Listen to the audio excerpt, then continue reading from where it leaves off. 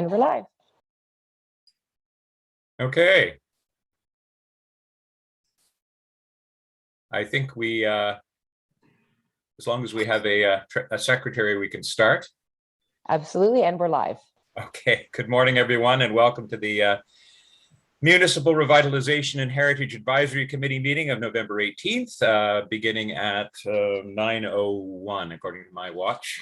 And in open session, we are just been called to order. I need approval of the agenda. Any additions or corrections, emendations, whatever the word is, changes to the agenda. Amendments. Yeah, there is, yes.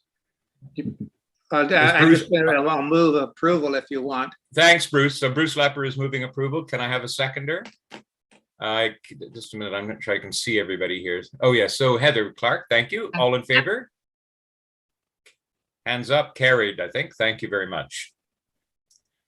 Okay, moving on. Item 4, item 4, disclosure of pecuniary interest in the general nature thereof. Any conflicts of interest? Hearing none. Moving on to item 5, closed session, which we're not having. Moving on to item 6, the minutes of October 21st, which you should have.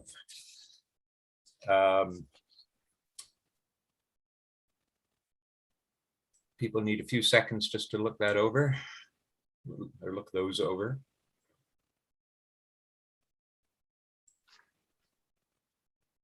I think I've got everybody on the screen now. I can vaguely see. Okay, could I have a motion to accept those minutes from someone, please? Anna, thank you very much. A seconder. Was that a hand up, Peter? Yes, it is. Thanks. Peter Ramsey, all in favor? Hands up. I think so, carried. Thank you. All right. So business arising from the minutes. Again, I always need the help of our stalwart secretary with this. There seem to me to be some things that are arising, but I don't know whether they're covered by other parts of the agenda or not. I was thinking under general business last time, there was the detailed report from Ms. Ayot about the projects applications to date, but that may be covered further on in the agenda. Is that correct? I see Cindy nodding, I think. Through you, Chair Ross, it is. And a lot of the items that we can speak about will fall under our work plan. There was nothing that I didn't, that I saw that needed to come forward that isn't being discussed under general business or under our general business items. Good. Okay, that makes life a lot simpler. That's great. Okay, thank you. So that being the case, then we will go on to item 8.1, reports from the BIA report. Heather Clark. Good morning. Yes. Good morning. Yeah, so we're right in the middle of getting ready for Christmas in the Village, December 2nd. In past, get your spook on. The Halloween went off great. There was lots of kids going into all the businesses, and yeah, I think that was a good hit with all the kids and families this year. In terms of what's coming up, as I said, Christmas in the Village, we're planning that.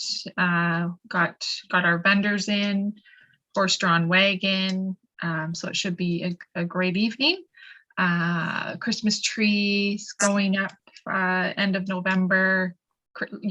I'm sure you've seen a lot of the Christmas decorations up around the village, so it's starting to look a little like Christmas. Yeah, so we're still, of course, working over our budget as well. Any questions about anything? Christmas in the Village, I think I said December 2nd. It's 5 to 9 p.m. Yeah, that's all I got. Okay, thank you. Any questions or I just concerns? Yes, go ahead. Question. Sorry, through you, Chair. Please. Heather, Louise had sent me an email with regards to the lights downtown and being able to connect to the poles. What was that for? Do you know? Like, was she?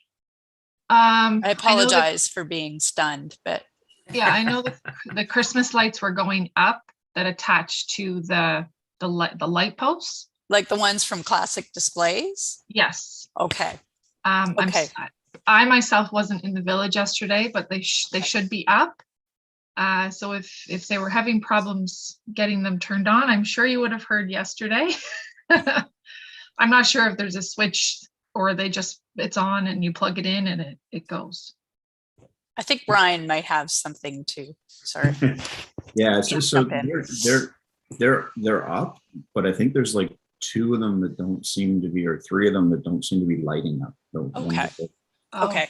In front of the pharmacy, the ones. Yeah. In the and I think we've had that trouble in the past where just 1 or 2 of them will kind of go out. So a GFI or something in those poles that needs to be tripped. Or, okay. So I'll let Wayne know. Are they the one at the pharmacy? Do you know where the other one is? Ryan? Next to the pharmacy. So in front of the 2 right beside each other? Or? Yeah, so those in front of the wine store and then in front of the pharmacy. Those 2 are out. Okay. Great.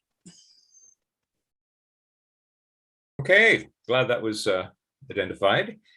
Anything else for the BIA? Any other questions? Okay. So moving on to item 8.2, the financial report, Ms. Ayot. Terrific. Thank you very much, Chair. Cindy, would I be able to steal the share? Thanks. There we go. Can everybody see the right screen? Yep. The GL? If I get a magnifying glass, I can probably. Yeah, my apologies. There we go. How's that? That's better. Is that better? That helps, yeah. There's not a lot changed from, in fact, I don't think there's anything that's changed from October. So just the revenue that we had, I think, was for the 13.5 was for hiring the individual to do the bylaw review. The awards, we still haven't received any nominations, so we do have it on our website, so right on the front page. So if you guys want to just kind of shake the bushes a little bit more, I'll do the same. I'll send out some more stuff on social media, but we still haven't seemed to kind of get any uptake on that. And I think the rest we've kind of talked about in the past. So I don't know if you need me to go through it. Councillor Huntley, do you have any questions? Oh, he's gone off screen. Oh, where'd you go? All right, I was just trying to get a coffee while we. Yeah. It's always good to have that before you look at numbers. You're usually the interrogator or the inquisitor on financial things. So any questions? He has a good financial mind. No, I think, we're not seeing anything new here, right? No. So it is what it was. Okay, so all right, because it hasn't changed, we don't need to do anything.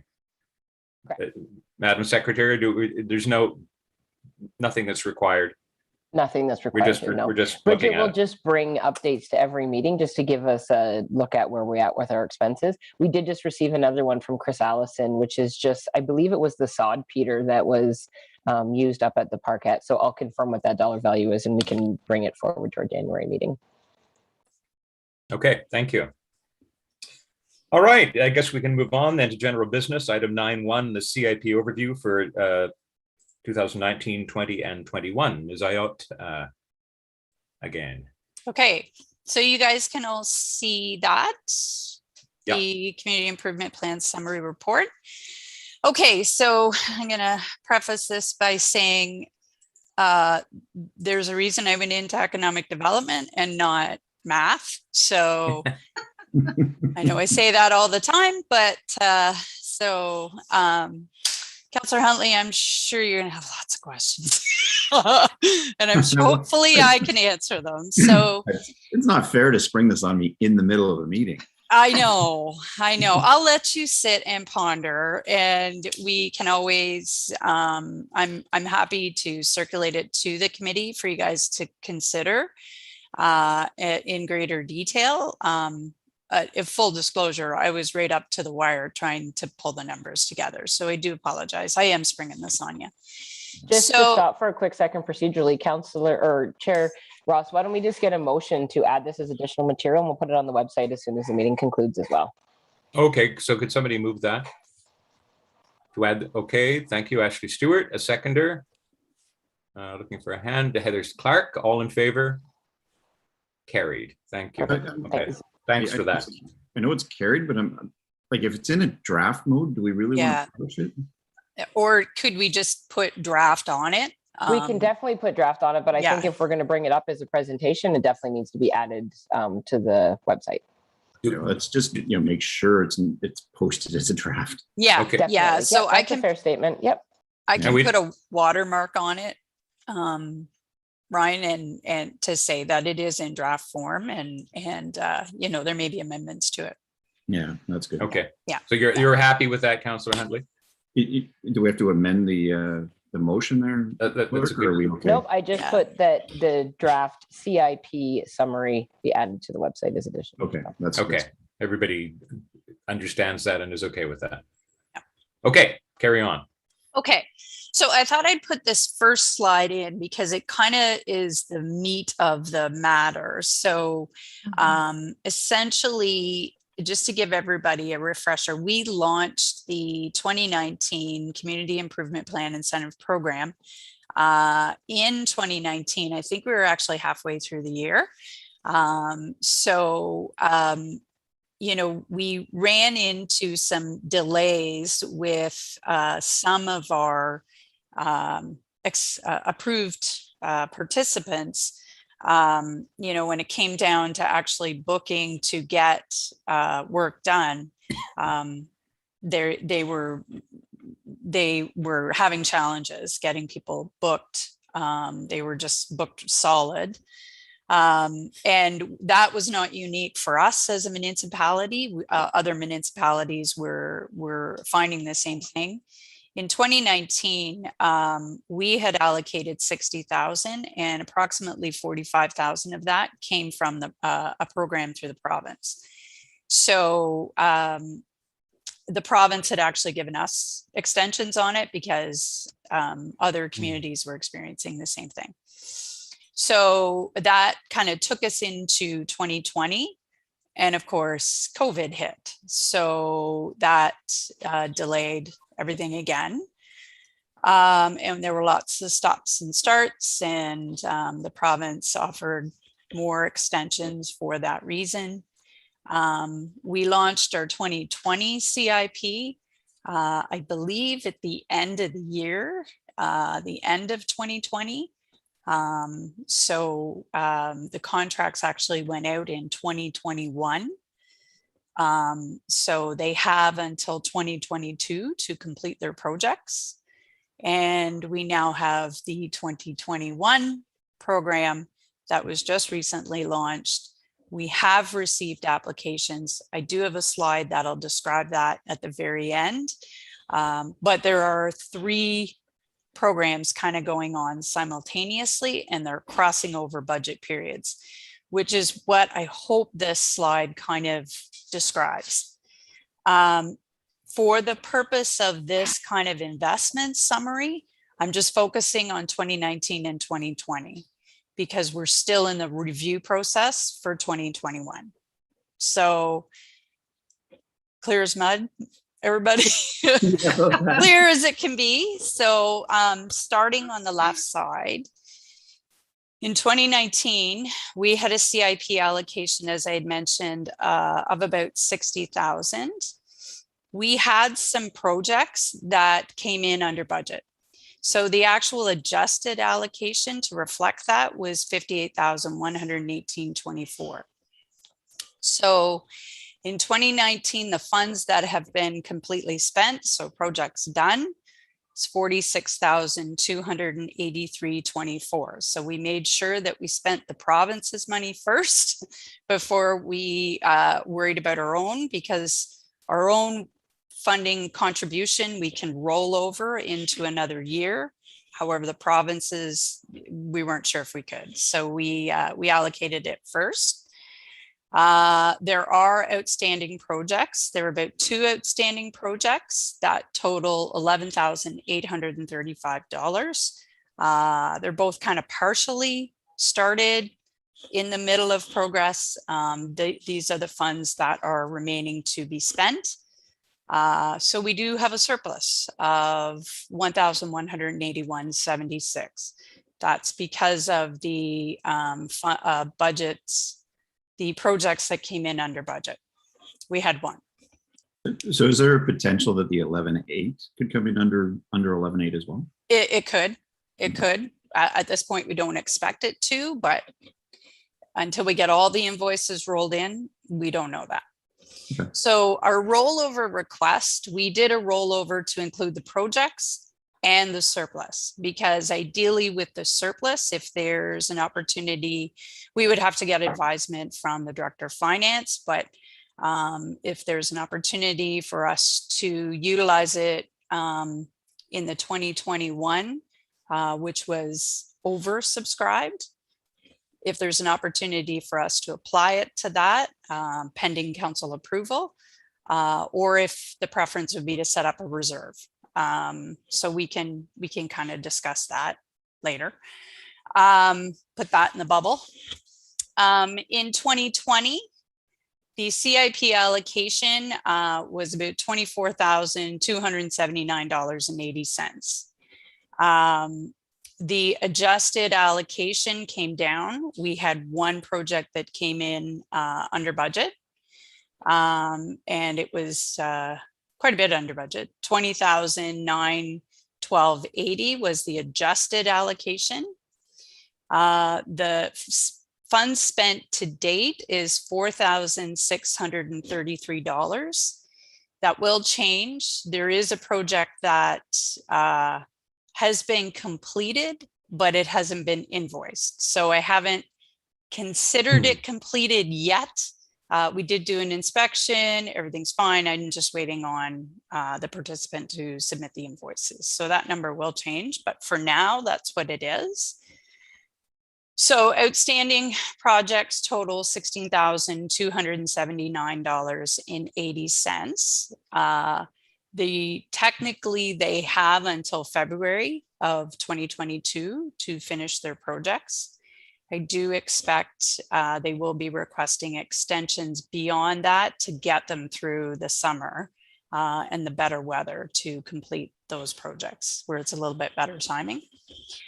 Because of the project coming in under budget, we also have another little surplus of about $3,367.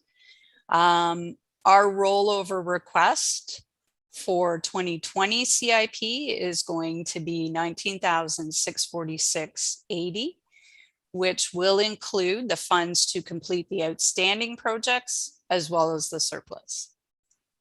So our total surplus is $5,248.76. So a little extra money that we can play with or set aside. The 2021 CIP allocation was $25,000. So we will carry that forward. Our 2019-2020 rollover in total is $28,114.80. So that's just strictly the outstanding projects. That doesn't include the surplus. So our 2022 total rollover is $58,363.56. Does that make sense to everybody? A lot of numbers. Well, it seems to make sense to me, but that doesn't necessarily mean anything. Other questions? So can you walk me through the 58,000 again? How do we get 58,000 as a rollover? So 58,000 is the 13,000. Yeah. There's 19,000 plus the 25. Well, the 25 is new for this year, isn't it? Like That's 25 was not- allocated in 2021, so it would okay, get so it carried hasn't over. been, Yeah, touched yet. Gotcha. yeah. That's the one Yeah. I'm missing. Okay. That makes sense. Thanks, Councillor. Any other questions or issues? Okay, so thanks, Ms. Ayotte. Carry on. Well, I'm not done. I didn't. No, not that's what I said. Carry on. Okay. So I hope the next part is kind of good news.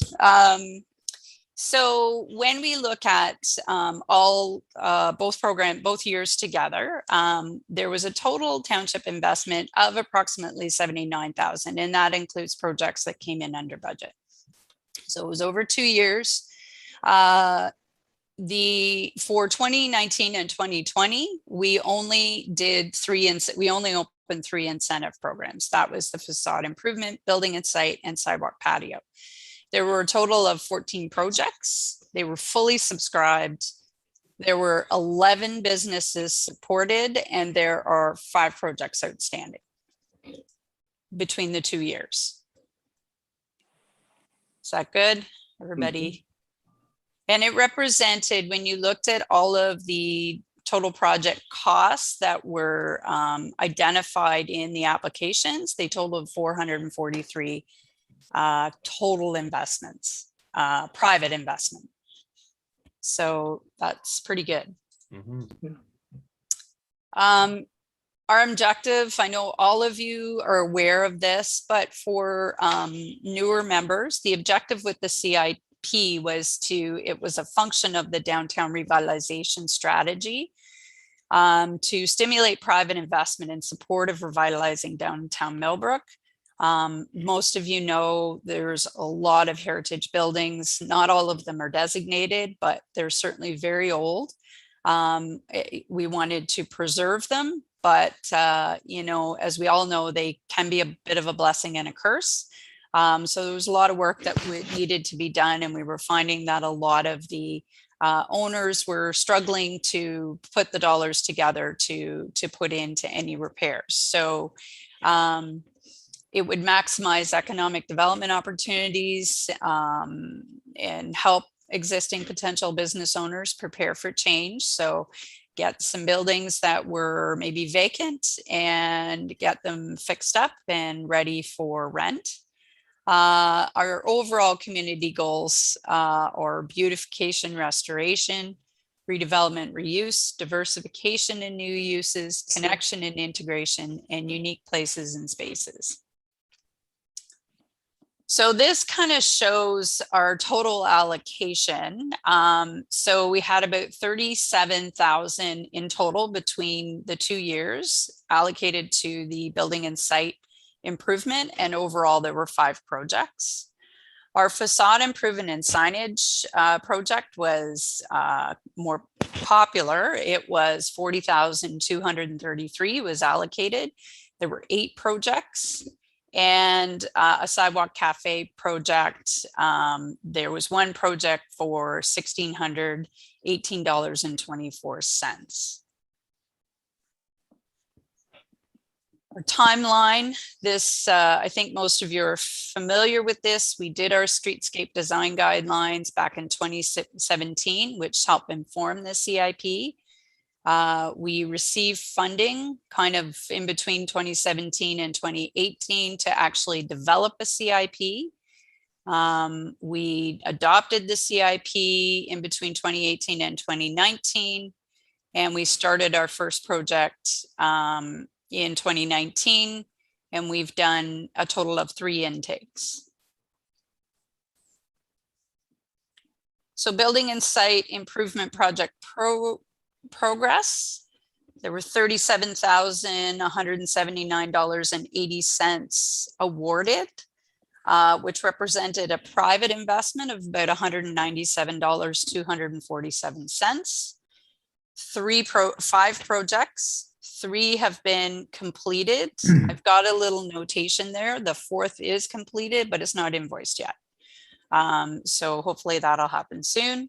So if I look at our return on investment, and this is where I hope, Ryan, you can help me out to make sure that I've calculated that correctly. is 5.3. So I took what the total private investment and it divided by our township investment to get a return on of about 5.3. Yeah. So is this for a particular year, Bridget? These are both years together. It's a collective. Okay. So you can do that in the title then. Like that. Okay. Yeah. Anyway, So it will show that our return on investment overall, when I go into the next couple of slides, has kind of gone down a bit. And that's because our first year, we had 2 really big dollar projects that we supported. And there is a max of $10,000 that we can contribute. And that's the absolute max. So that the 2020 year, we didn't have as big a dollar projects. So I don't think it impacted our return on investment a whole lot, but it will come down a little bit just because of that. So just giving you a heads up. So, sorry, Bridget, before you go to, oh, I got it. Sorry, you're breaking it into the 3 different projects. Okay. Yeah. Okay. So facade and signage, our project progress there. We have in total, we contributed 40,000 and some change. There's been 23,598 projects spent or CIP funds spent. There's a total project investment of $243.262. No, sorry, $243,262. No sense. 8 projects, 4 are completed. So our return on investment is a little bit higher at about 6. Okay. Sidewalk patio, we've only had the one, and it was a small project, but looks very impactful. I think everyone would agree. And I think everybody is certainly very happy that that's there. Certainly on a hot day in July, everybody's really happy that it's there. So there are about $1,600 awarded, $1,600 spent, private investment. So our return on investment was pretty much 1-to-1 on that. Okay. Can a quick question on that one, Bridget? I mean, the 1,600, I know that's what they spent on the materials, but then they spent a fair bit of money after that, which we wouldn't capture, right? Like they did decorations and planting and things like that. Like, so some of their decorations were included as part of their project because it is an eligible expense. It may not have reflected all of them, Ryan, but it was that was the invoices they presented to. So if they've got more invoices. Yeah, that's the part I'm curious about, right? Like if so they completed a project to a point, they submitted the invoices to the point, but then they add to that project out of their own pocket without submitting. I mean, we have no way of capturing that. I guess it's an observation more than anything else. Yeah, so. Yeah, it is. And certainly, I certainly chase them to say, come on, guys, like, make sure you got them all in, because you want to get every penny. So I'm just actually kind of surprised that project was only $1,600 to be honest. That's kind of yeah. Well, if you're it's sort of an intangible return on investment. I mean, it's they get into the project and they want to do more. I mean, beyond what they've been given in grant money, which I don't know how you capture that either. It's sort of the only people way become more house proud or something. Yeah, and the only way we kind of capture it is just based on what they put as a project cost as part of the application. So they don't always submit all the invoices for the entire project. They submit what they need to submit in order to meet the 50%, right? So you're right. They could be spending, thousands of dollars more than what they've actually estimated. But that actually tells me right there that it's not right? Because if they have to meet 50% of it, then that project must have costed double that. Like we don't support. It would. But it would cost them double, which I think we've captured as part of the private investment, because in some cases more than double, right? But Councillor Huntley, you're saying that in fact the return is greater. We're not capturing that. Yeah, we're not capturing it like that. If their private investment is 1,600, then the total project would have been double that, right? Like it would have been 3,200. Oh, I see, for this one. Oh, Yeah. I see what you're saying. So Yeah, you're- actually, you know what? I think you're right. Yeah. Because I think ours, it would be more CIP awarded was 32 something then, right? Well, sorry, no, your CIP award would still be 1,600. The private investment is 1,600, but the total project would have Would been be 32. Yep, you're right. You would have been You're a right, you're right. 2-to-1 ratio. Yeah, we're Look at undercutting that. ourselves. You just keep going. You just keep going, my friend. I may have to adjust my numbers. Oh, sorry. Yeah, we might have to, because there's gonna Just be the numbers on the front end. Yeah. Well, yeah, because you're awarded, you're gonna have to awarded a total project and the private investment, right? Because the private investment isn't necessarily 50%. It can be a lot more than that. Oh, yeah. Yeah, for sure.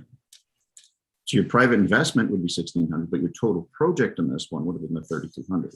32, 5, 6, 48. Oh, I'm missing a 2. The 3,500. No, 3,200.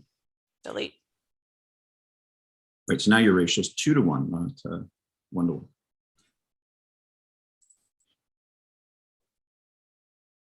Yep.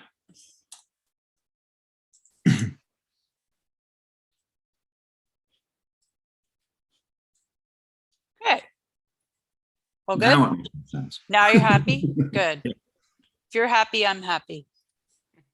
Perfect. Okay. All right. So if we look at it kind of, I think the one slide that I think was pretty impactful in the past was this one, because it kind of showed our return on investment. Well, I got 2 there, Ryan.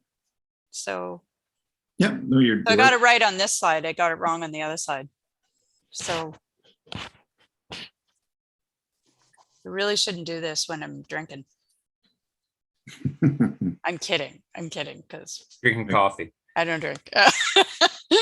Okay, so if we look at it from a total perspective, we're at about 6.5. Is that That's oblong right. circle a half? That little oblong one was the only way I could do the half. Okay, so I'll do that one, but we'll. I'll try and make it prettier. But we're still pretty good. Like, I think it's still a very impactful project. Mm-hmm.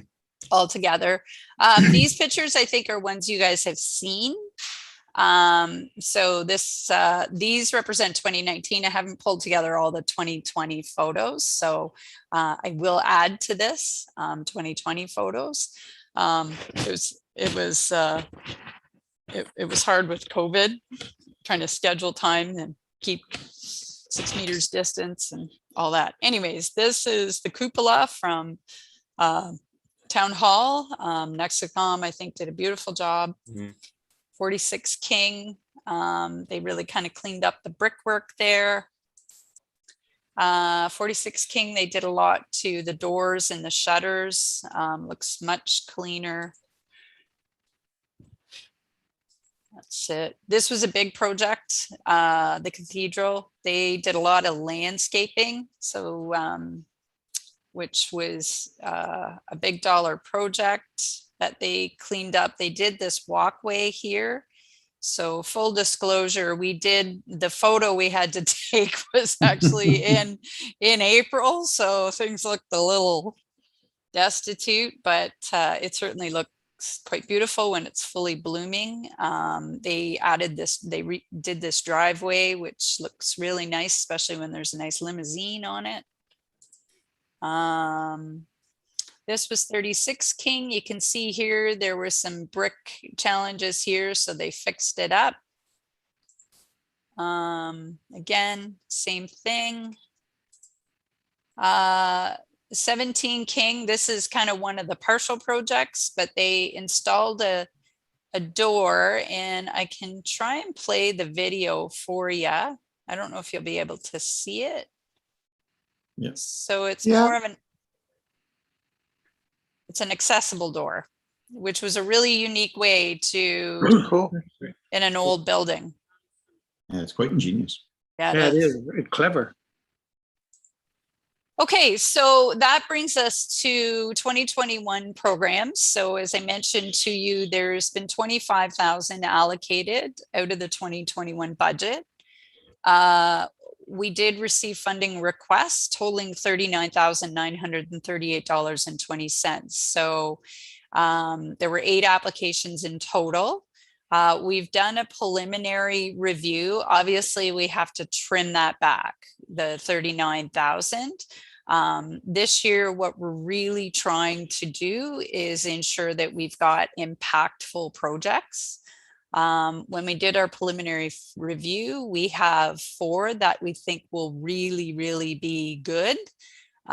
So I will be coming to the committee to provide more detail on that. But of course, until we've made the selection and kind of got the project, there's a little bit of back and forth that we need to do. But we're hoping that those projects will be really impactful, and we'll bring that forward to the committee probably in January, February. I don't know. Do we meet in December? No. No. we don't. Okay. No. No. So anyways, so stay tuned. So Bridget, quick question. So that the 39,000 of funding request represents like a minimum of $80,000 of commitment. Then back to the whole patio discussion. Yeah. So this is just what they requested from us in terms of. So do you know what that 39,000 represents in terms of private investment? I would have to go back and calculate it. Okay, it's not important for this one, obviously, because you're not going to take 39,000. But I'm curious. It would at least be 39,000 times 2. Well, but it may be more than that. Yeah, it may be more than that. Yeah, I'm just curious to see what the bigger side of it is. Yeah, for sure. But obviously, until you select the ones that fit into the 25,000, then we won't know. Yeah, exactly. Okay. Okay. Is everybody? Any questions? Well, actually, again, sorry. We do. No, you're done. That's it. I know. But I mean, out of order. No. This bleeds into the question of what do we do with the surplus coming out of the last 2 years? Oh, yeah. $5,000 surplus, right? So that 25,000 could technically be 30, depending on how we handle that surplus. Yeah. And so at what point do we make that? Like, how do we make that decision? And is it more of a recommendation to council? Because I think at the end of the day, doesn't council have to say, this is what we want to do? We can say this is what we recommend you do, and make a case for it. But I think at the end of the day, council would have to endorse that. But maybe my council members and my clerk can confirm that for me. Yeah, I think we're gonna have to go back to the clerk to find out what's the procedure for handling any surplus in the CIP program. Through you, Chair Ross, to Councillor Huntley and to Bridget, I would say Bridget's right. So each year we have to take a request to council asking you to have it included as part of the budget discussions. Each year you guys allocate, whether it be the 25,000 or whatever that dollar value is. So I agree that it would have to go back to council. It would probably be, which I believe will be part of the budget conversation, where that rollover goes and how that rollover is allocated. From what I understand, which we will seek clarification from the Director of Finance, is money that's been allocated. It has to stay within that GL or within that allotment unless council directs it goes somewhere else, I believe. So we can confirm that. I do know the CIP is a little bit different, but every year we have to come to you to ask, based on the recommendations from this committee, what programs we want to initiate and what the ask is from this committee. And then you guys make the final decision on the dollar value and what programs are initiated. Yeah, so through you, Chair, I guess my little bit of a fear in there is if we show up with a $5,000 surplus, it might come off of our next $20,000 ask versus onto it, right? So I think, to be fair, I think Ms. Hyatt should, and I think the committee can speak to the hurdles that we've had during COVID. And I know it is not an excuse. It is the reality of this. This program was launched and then boom, there was COVID. So I think this round we're going to have enough of a justification to not lose that money. And respectfully, we have 2 committee or council members that sit on this committee as well that can help advocate at that table. But I think the truth is that COVID prevented a lot of this happening is when it needed to, and the timeframes, and then when the program was actually approved and launched. So there was a couple of factors. I don't believe, sitting at preliminary discussions about budget, that there's a discussion of removing this surplus. I think if anything, council's almost taken a position that's look at a township-wide one, which we already know that's underway. So I would imagine it'll probably stay in some community improvement pot of money, if that's not the right I'm with Bridget. I don't do finance, but I think it'll stay all together because council has taken a position that they do support this program, and now we're looking at it from a township-wide perspective. Does that help any, Councillor Huntley? Yeah, if I yes and no. Sorry, Bridget. I mean, COVID aside, like there could be another year, where we allocate $25,000 for improvement, and the project's coming under budget as they have in the past. Nothing to do with COVID. But that leaves $5,000 up for grabs, right? So it's just a matter of whether it's a positive or a negative in the next ask. That's all. So just if I could jump in, if I remember correctly, the first 2 years, although we were fully subscribed, we just hit the 25,000. In the actual application process. So I think I can go back and check my numbers, but I think this is the first year where we've actually had requests for more than what we had. So we've had to, we're going to have to go back and really refine the numbers and how much we're contributing. We may have to actually just say, okay, we're only going to focus on 4 key projects, and really be, and that speaks to the program building momentum. So people are now starting to understand that it's there, and they are starting to utilize it. They're starting to see the value of it. So I think when I'm going through the evaluations for the 2021, if I can put in, we do, as a recommendation, that we do have this surplus, and if we can utilize it to kind of enhance some of the projects that have come in for 2021, then I'm hoping council would support that, so that we're utilizing that. Yeah, and that's exactly where I was going, Bridget. So we can. You and me on the same page. Yeah. So with that in mind, in terms of our role, do we need to make a recommendation to council, or right now? Or if I could just say not yet, but yeah, Cindy, you may prefer a motion, but if I could just wait until we actually have the summary of the 2021 projects, that would be then, and I know how much I'm asking for the surplus, and then that way you guys can say, okay, we recommend to council that this surplus be used here. I just don't want you making a recommendation for all of it if we don't need all of it, right? I guess until we know exactly what we need. Through you, Chair Ross, you also noted, Ms. Hyatt, at our last meeting that all of the monies for the 2019, 2020, and 2021 will be coming one line item under the ECD budget. Yeah. So I just assumed when you updated us that was already decided, that they were going to blend it into one, and I'm assuming that came out of budget discussions. I think they're blending it under, I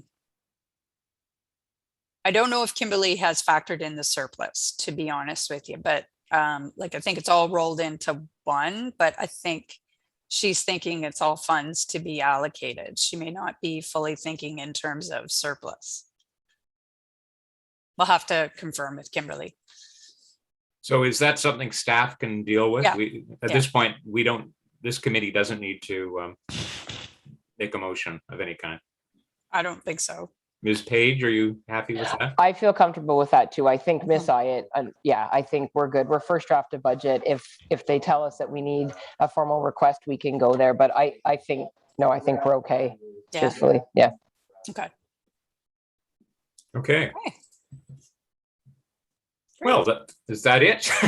That's a lot. That's lots. it. Okay. All right. Well, I think we can move on then. Is that all right with everybody? Oh. Thank you very much, Bridget. That was really good. Is anybody else getting interference? I'm hearing another discussion. Yes, I can hear something in the background.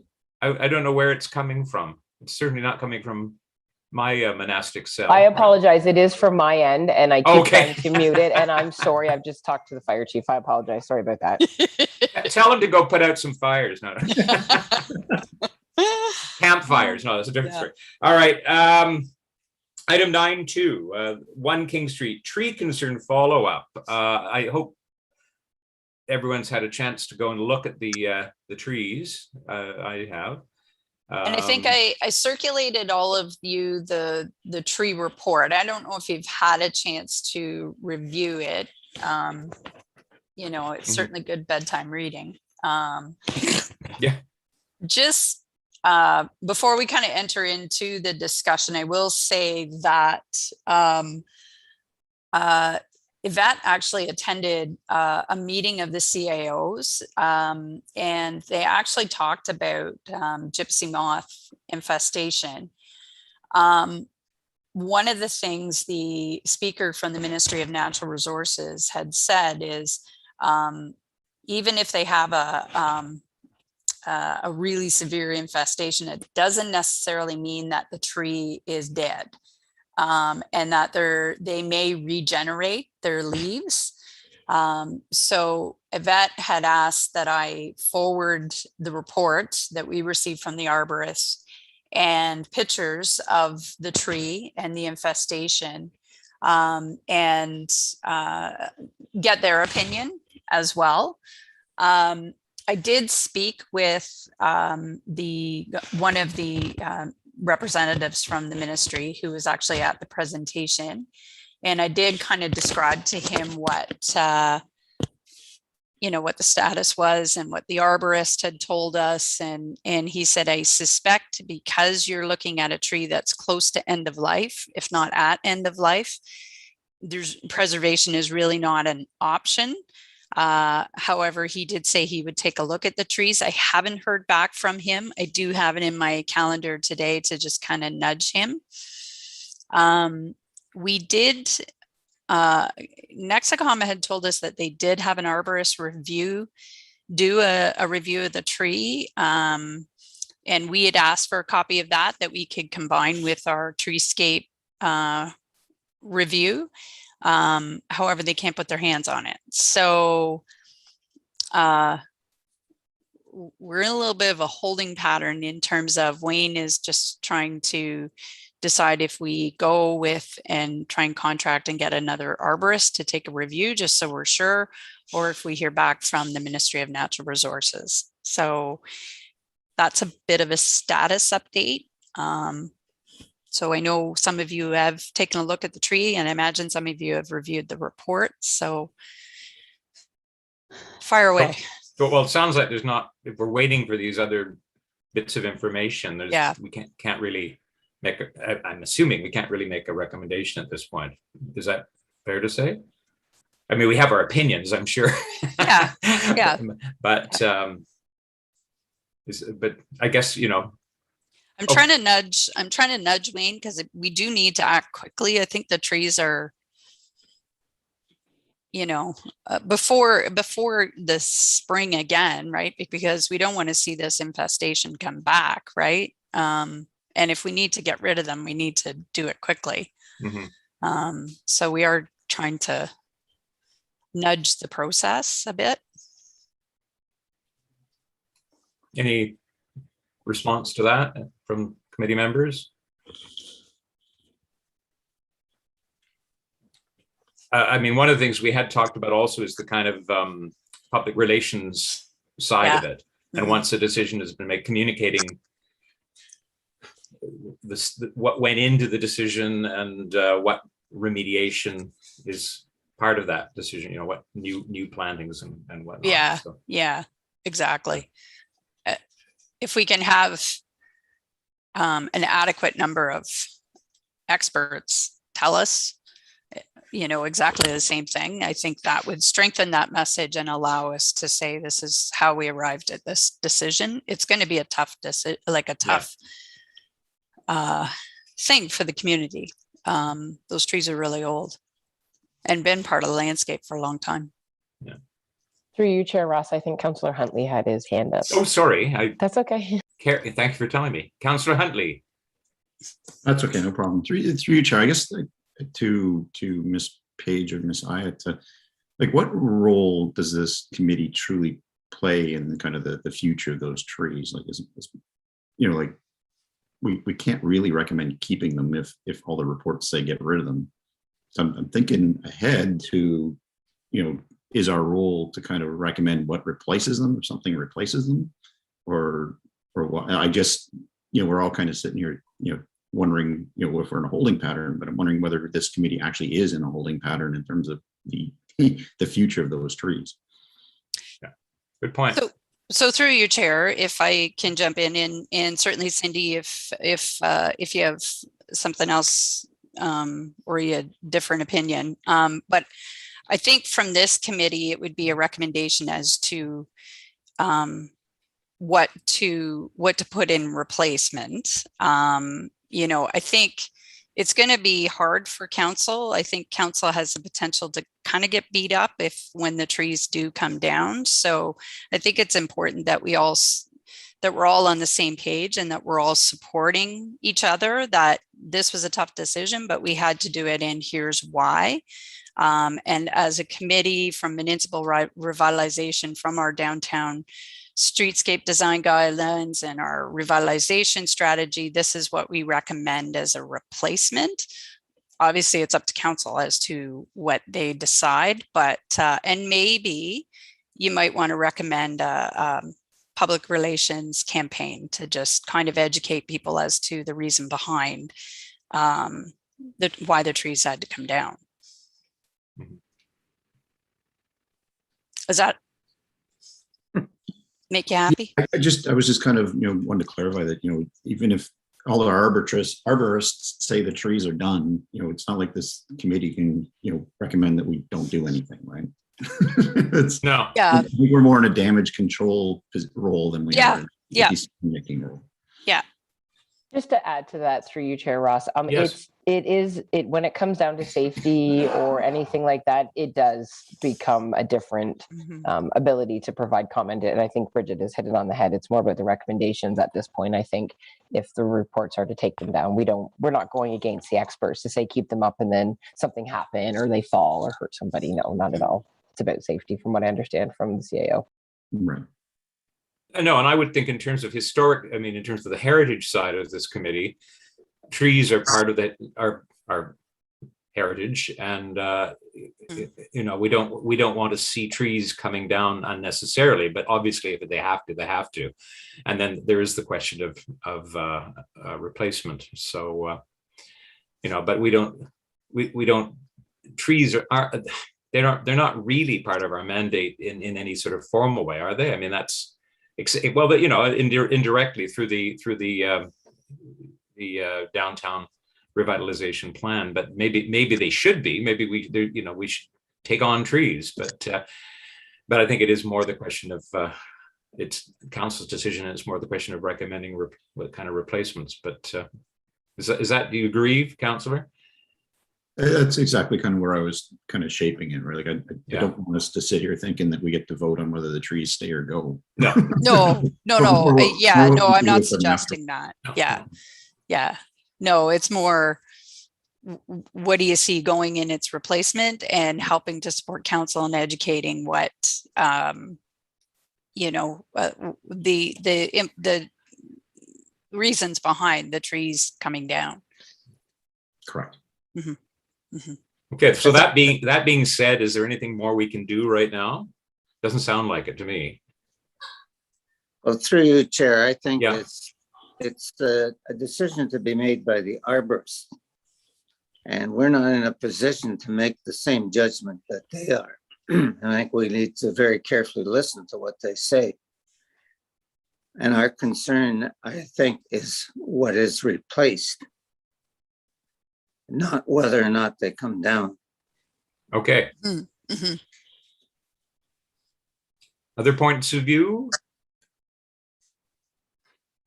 Okay, well, if that being the case, I guess we have to leave it there, right? Mhm. Okay. All right. Hearing no objection to that, let's move on to item 9.3, the work plan, review the work plan yet again. And a lot of it is, can people see that? You may have your own copy as I do. So the first two items have been completed, and we've talked about those a lot. Dale Monument Restoration, we're still waiting for a quote. Is that correct, Cindy? Yes, through you, Chair Ross. We're still waiting from Trevor. He is going to send his team down to have a look. Okay. Item 4, that's a rollover, right? So there's nothing more to say about that, correct? I can leave it through you, Chair Ross, to Mr. Ramsey if you'd like to provide an update. Staff, as well as Mr. Ramsey, did meet on site at the monument. Oh, that's right. Yeah, I was supposed to be there, but I wasn't. It was just last minute and there was no bad weather, so we thought let's just go. Yeah. Peter, you want to address that? Yeah, all right. So we looked at the monuments. I think one thing that we did notice, and I think Cindy was going to make a note on that, when they are cutting the grass and trimming, there is a tendency for the grass clippings to land on top of the monument, particularly this is at Springville. If they're left there, they obviously are going to stain the stonework. And I think Cindy was going to recommend that the boys take brushes with them and clean those surfaces off so that the grass doesn't remain there. The stones themselves, they looked in good shape. There were not any loose ones at all. I think they did a good job cleaning them. All the stones are quite legible.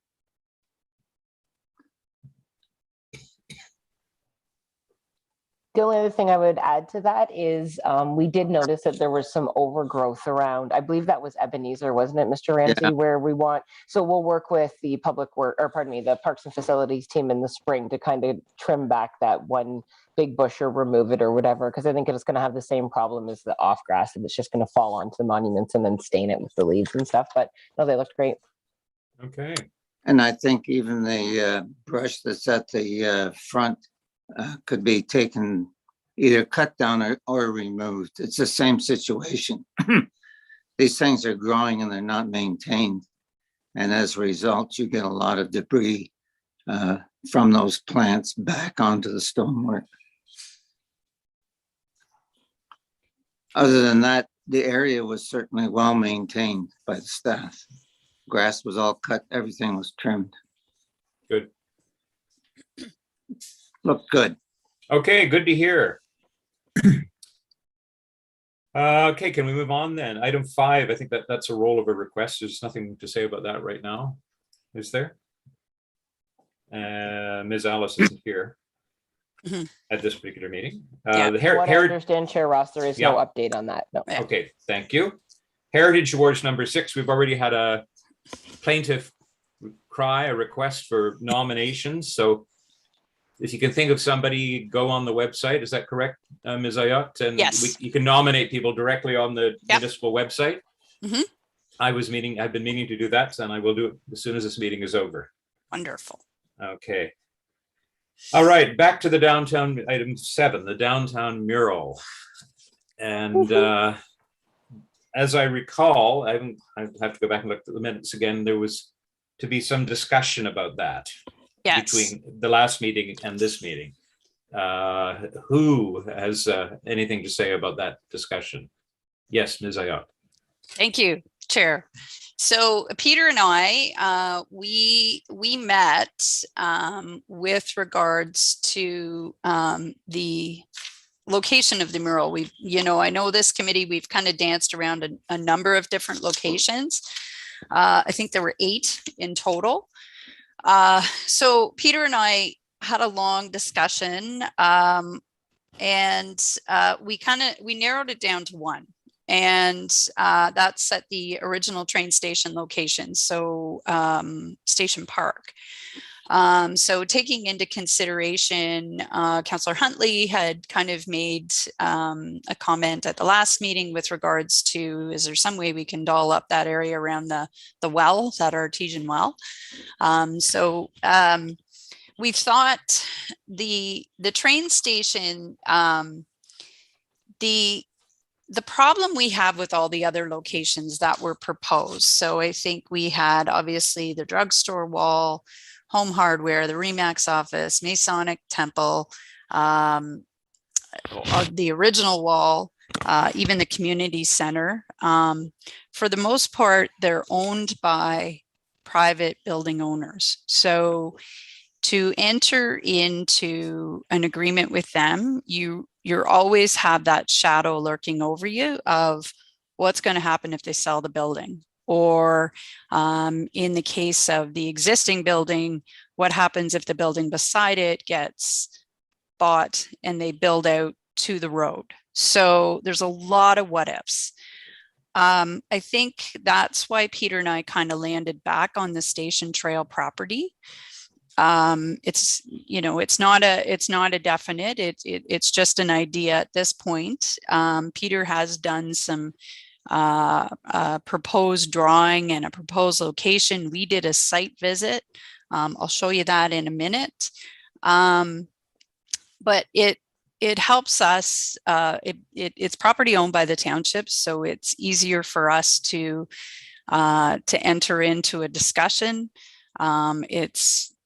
It becomes part of the township inventory, so it's a little easier to control what happens to it. So I'm going to pop up just to refresh everybody's memory where the location is. So I've got a kind of a Google map first of all, and then I can do a GIS, but this is kind of the area here. So there is a bit of a shelter. I think where Peter and Peter, I will pull up your pictures, your drawings. Peter and I were thinking kind of in this area here.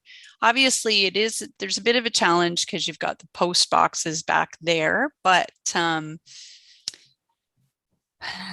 think if we kind of just think it through, we do have to do our due diligence on this site. It is part of the Clean Water Act area. So source water protection, sorry. There's source water protection that kind of nudges to the site. So we do have to make sure we do our due diligence. Obviously, anything we do with a township property has to be approved by council. So council may say, no, we don't want to go with that, or they may be in agreement. So at this point, this is just our suggestion. And I will say that there is a funding program that is available come December 1st. It's called the Activator Program. It's something that is offered through the Economic Development Council of Ontario and the Urban Planning Institute. Kind of an odd pairing, but they've had two streams of programming that are available for us to apply. The Activator one would support costs associated with a mural and or the redevelopment of a little bit of a park area. So my thought is, and this is just a thought, it's not an action, but my thought is if we could look at, if council's open to us actually using the space, if we could look at getting a landscape architect to come in and design the space, considering what's there, including the mural, including the well, the trees, the shelter, and all of that. If we could kind of create a nice little space, it's right across from the park. So it would kind of create like a nice little area. I said to Peter, I think we could have like a chip truck there, you know, because then you could go and get some fries. Anyways, so this is kind of the area we're looking at. We were kind of considering this. We measured it out. Peter brought his measuring tape, measured it out. It is right on County Road 21, so people would see it coming into the village. I'm going to just pop up Peter's drawings. Just give me a sec. Okay, there we go. Okay, can you all see that? Yeah. So Peter's got some notes, and Peter, if you want to kind of jump in here, to just, or to remove the cement blocks, install iron posts. So I think that was more around where the artesian well is that there's those kind of crazy looking cement blocks. So I think we thought, if it's possible, is there a way to kind of remove the cement blocks, but maybe install iron posts for protection, and have some cedar bushes. The curb is cement, the main pad is gravel for drainage, and include a small bench or a table.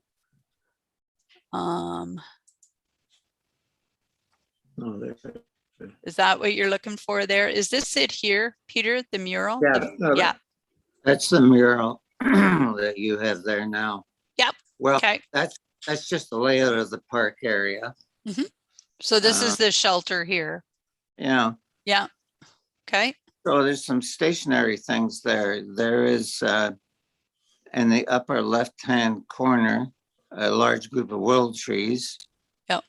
There's a little stream that runs down the back behind the willow trees.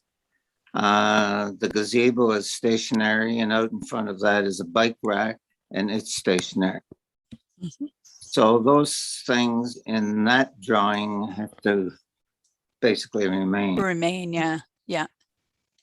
So then in this drawing, we're just making a proposal to put the mural in that area. And that area is quite large. It's open. And that's why we're talking about a fairly large mural, 20 feet by 9 feet. This is still smaller than its original, but anyway, this is only a suggestion for a location. Mm-hmm. There are all the details would ever have to be worked out as far as structure. Yeah. This is another location over by the willow trees. There's less area there, so the mural could be smaller. And it would face out to the road this way, right? Is that kind of your idea? I think that was one. Yeah. So it wouldn't be hidden by the trees. Yeah. Mm-hmm. Yeah. Mm-hmm. So there's a couple. So we've picked a couple of locations and 2 different sizes for the mural, depending on where we put it. Mm-hmm. So this one's bigger. This one's 12 by 18. Is it bigger? That's no, smaller. Sorry, it's smaller. Yeah, sorry. Yeah. 20 by 9. Yeah. 12 by 8. Yeah. So that's the small one. And there's another option in there too that we could consider at some time, and that is, instead of actually going back to the original idea of having the mural mounted on aluminum and into an aluminum frame, is to have John Lacey actually repaint the mural on a smaller scale, which he has said he will do. That's another option. Yeah, I think because we have, that is the entrance to the station trail as part of the Millbrook Valley Trails. It might be a really good information piece. And because it's part of the original site, we thought it was really appropriate to do it there. So interested in hearing what your thoughts are.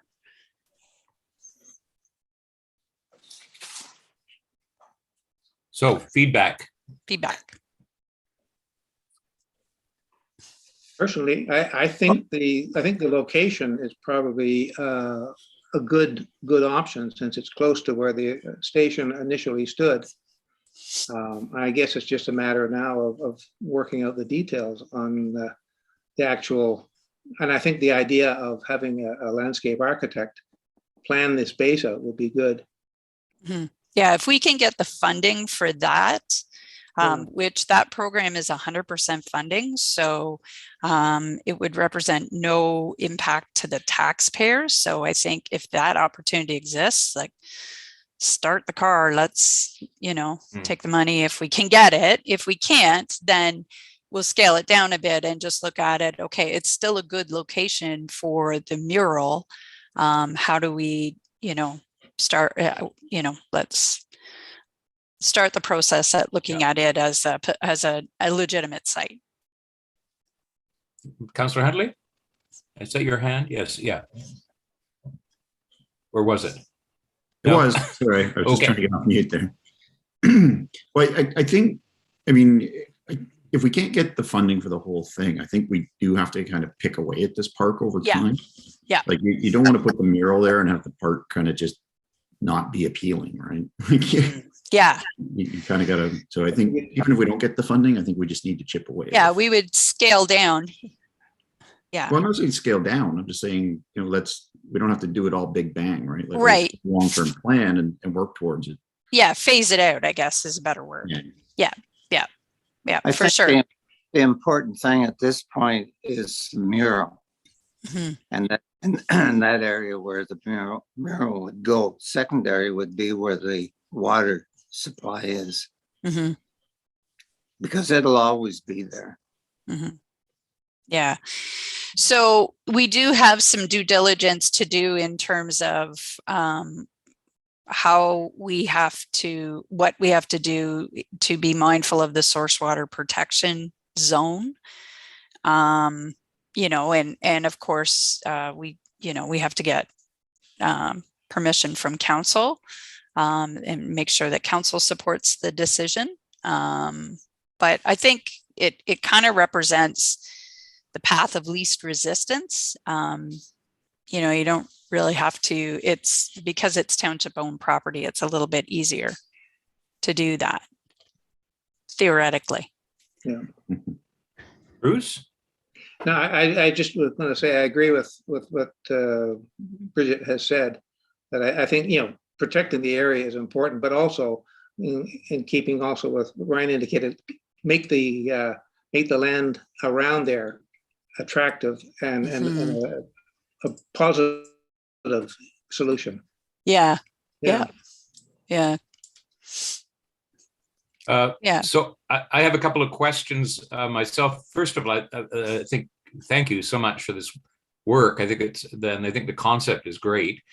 But are there things we need to do quite quickly in terms of the present mural? Do we need to photograph it, or has that been done? And also, if we're doing this, what's going to happen to the old mural? Did the owner say he didn't mind having the brick painted over, or does it have to be removed, or are we just going to leave it? Or I can't remember any of that. Who can help me out here? Yeah, and that's Who's I can't tell who's wanting to speak. We both are at the same time. Okay, Peter, carry on, and then Bridget. Oh, okay. I was going to ask Bruce if he ever addressed that with the owner of the building. Just to the point that we talked about the possibility that simply painting. Oops. I think Bruce is just frozen. The mural there will only add the wall. And so I think I sort of raised the idea to him that we might have to look at seeing whether or not it can be properly removed, but that will potentially impact the quality of brick itself. I don't know. That's something that we didn't get into. It was just simply raised with him. Okay. Yeah, and I truthfully, I kind of came into the project halfway through, so that part I'm not completely aware of where you guys were at with actually coming to a resolution with Andy in terms of what you would do with the existing mural. We can look at, I can look at in terms of the funding from the activator program, maybe that's something that we could include as an expense to remove and restore, I guess. I'm trying to remember it. I think a former member of this committee, Kathy Lysette, spoke to the owner. Is that correct? But I can't remember the what came out of that conversation. Does anybody remember? Sorry, through you, Chair. He was in favor of the mural. Like, he liked it on his building. Right. He didn't have an issue with it. Okay. And also, I spoke to him after Kathy did, and he agreed with the idea of, he liked the mural on there, but he was concerned about anything that we might have to do insofar as hanging or mounting an independently produced mural onto the side of the building.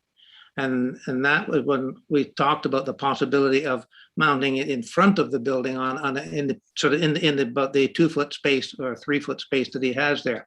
That may not be an issue to deal with at all anymore if in fact the property is sold and the building is built out to the street.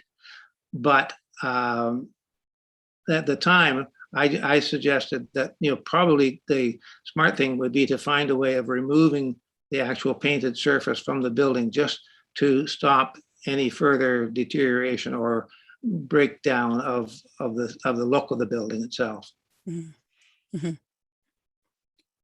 Yeah, and maybe that's, Peter, that's what our next step is to have a conversation with Mr. Stevenson and find out what his preference would be.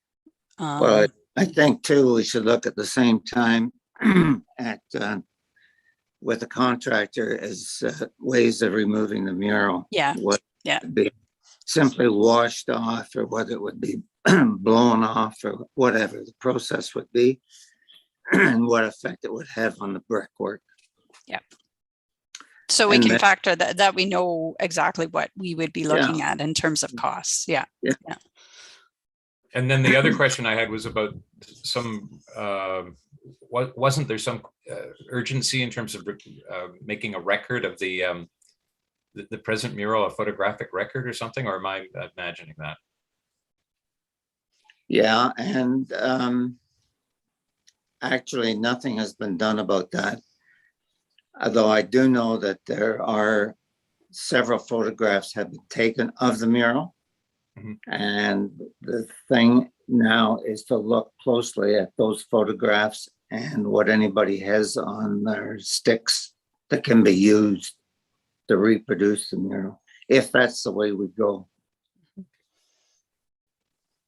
So I haven't heard any kind of general, I don't think, any kind of general consensus about the idea that's been floated here. Do people, does it speak to you?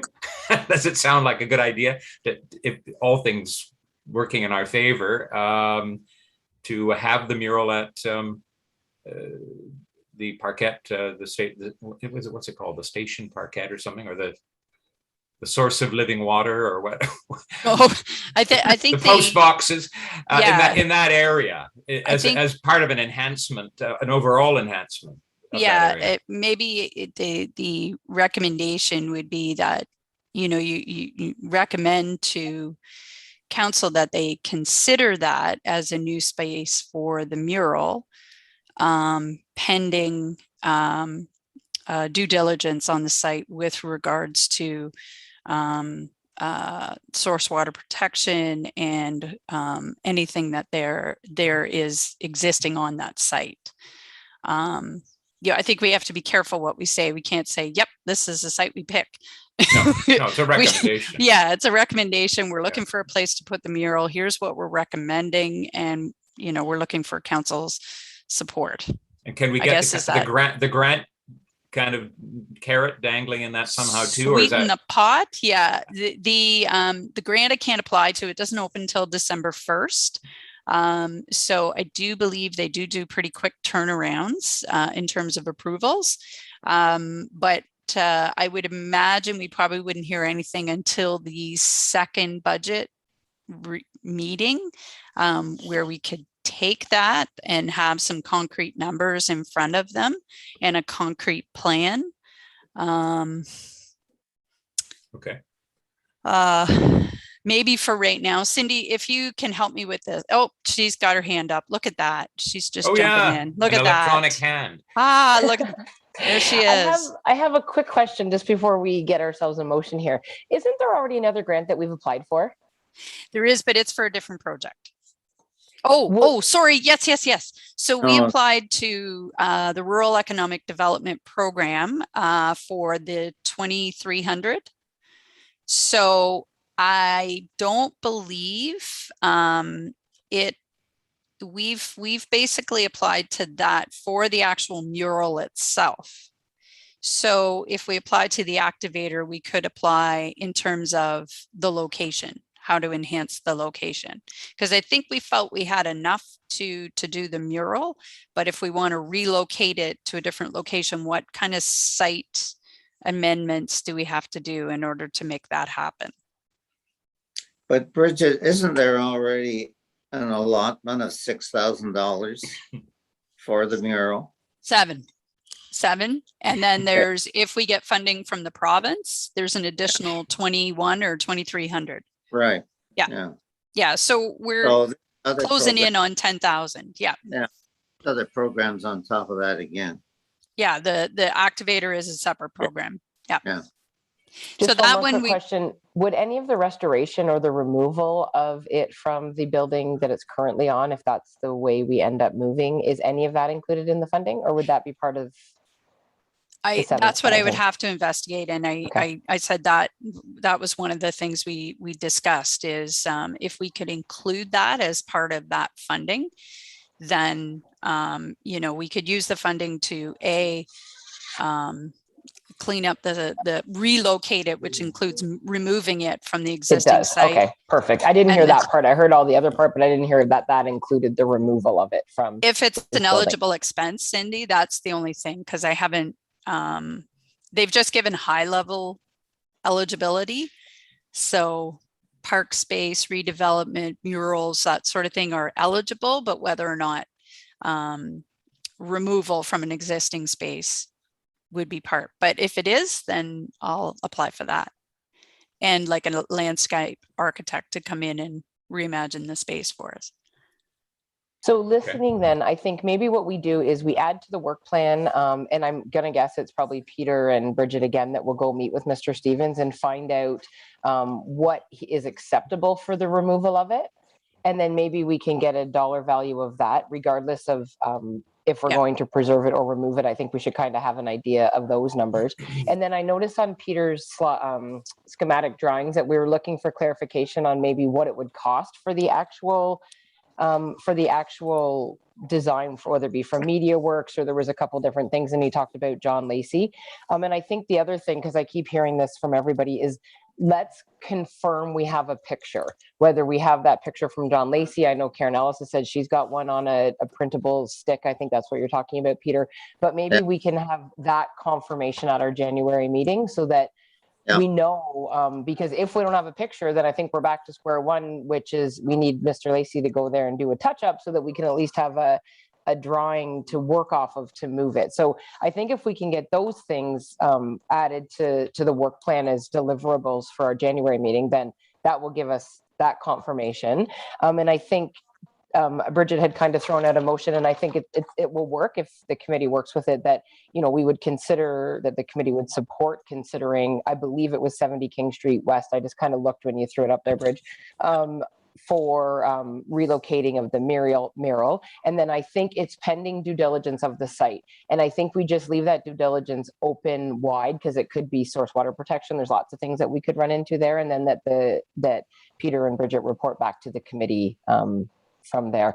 I think the next option would be either staff takes a report to council saying that this is the potential. Maybe we could even look to Councillor Belch and Councillor Huntley to bring it forward under our committee minutes, because it will be a recommendation in there. So maybe we can get the feel, from council there. We can determine, what makes the most sense, or we wait and we take it for the second intake of budget, if that's how we want, and we'll have hopefully all of our information together. Then we do a presentation to council at that second budget for consideration. Sounds good to me. Works for me. Good job, Cindy. So what was the motion again? So I think the motion. What she said. What she said. So the items I'll add for follow-up to the work plan. And then the motion would be that, the Municipal Revitalization Heritage Advisory Committee support the consideration of 70 King Street West. And I think it will split known as Station Park or Parkette, whatever the proper term is for that, as the potential site for relocating the mural, pending due diligence of the site, and staff will report back to the committee. Okay. All right. Does that sound? Well, sounds good to me. Peter, could you move? Would you be willing to I'll move that? Yeah, I'll move that if that'll make Cindy happy. It'll make me happy too. I'll do anything to make Cindy happy. So Okay. I'd be willing to second that. Again. All right. At least we're moving somewhere. That's good. Okay, could I have a seconder? Yeah, I will. Okay, Bruce Lepper is seconding it. Any discussion? All in favor? Carried. Thank you. Great. No, it's really good to think of a vision and some movement and get this done. And that's another sort of gateway to Millbrook. And so, I think that's a good thing. Yeah. And that area is, needs some tarting up. So it's really good. Okay. Well, it will also make Ryan happy. We were really concerned about Ryan. We were. Is he still there? Yeah, he's there. Well, Yeah, there, Peter. Thank you. Yep. He sort of lives in that end of town. Yep. Sort of lives, right. Okay, moving on here. Items 8, 9, and 10, I think we have sort of covered already, haven't we? You're not the front door? No. At the workplace, or the work plant. And we're on the meeting dates now. Yeah. So we're really, can we move on now? The only other update. Oh yeah, there's one more item, sorry. Was the Springville Ebenezer cemetery signage, and then the following up of the signage of Dial Park. And from what I understand from Miss Ellis, Anna and Miss Ellis are just trying to coordinate schedules to have a meeting to move forward from there. Okay. Unless Anna wanted to add anything. No, just to back up on the number 10, the township-wide CIP. So we did have our first meeting with the TAC committee, the Technical Advisory Committee. Okay. We do have an open house scheduled for next Wednesday. There is a survey on the website for residents and businesses to complete if they want to provide input as to what they see going forward as kind of a vision for the CIP. So yeah, things are rolling along.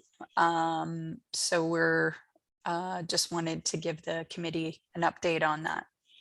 Did you ever find someone, I can't remember, maybe we did, for the township-wide the consultation? Is that right? There was some, yeah. So both Councillor Huntley. Oh, that's right. And, Ashley have that's agreed, right. And Anna also offered. Thank you very much. And I think we kind of thought that Anna and Ashley could kind of spell each other off. If one was available, right, the other could. Yeah, it's coming back to me now. Thank you. Yeah. All right. Right.